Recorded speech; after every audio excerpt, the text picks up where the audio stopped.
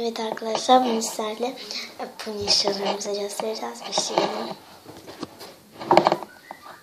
Bunun içinde ne olduğunu göstermiştim. O yüzden çok göstermedim yani. İçinde ne olduğunu göstermiştim. Yine aksesuarlar falan. Süpürge, üstü örterlik, cupcake'ler. Şu üçünü hep her şeye kullanabiliyorum. Kızıl ayna, kızıl tat, içecek, bilezik, yastık.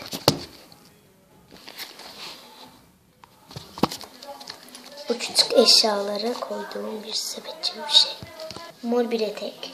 Eşya koymak için bir şey işte. 2 tane bebek ama göz renkleri farklı. Şu sürpriz yumurtaları videoda çekmiştim. Yapraktan bir yastık. Başka bir süpürge. Oyuncak.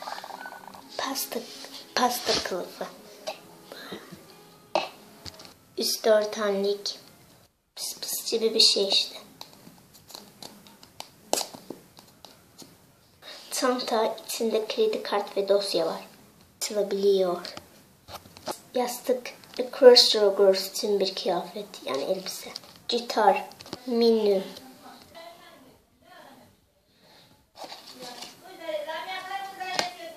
Tat ve takma kanat.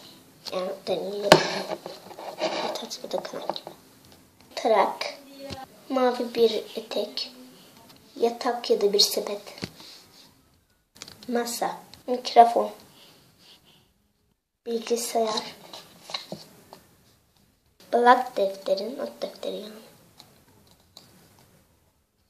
Dosya, tablet. Ay görünmüyor çok ya. Evet. Tabanında yazdım. Yine bir bilgisayar.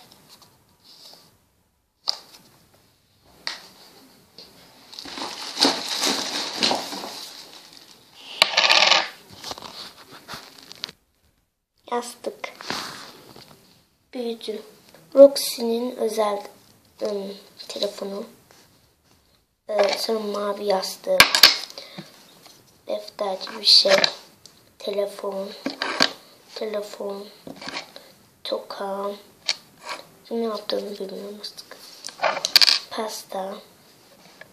Telefon. Ponilerimizi de gösterelim. Kraliçe Lancashire.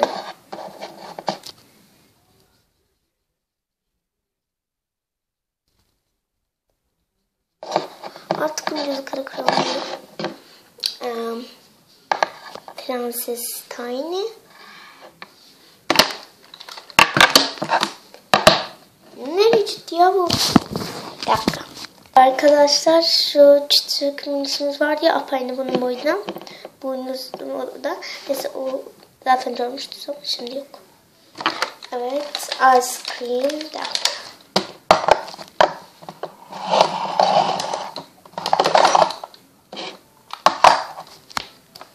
Ve Crossdrogers Sunshine. Videomuz bu kadardı. Umarım beğenmişsiniz.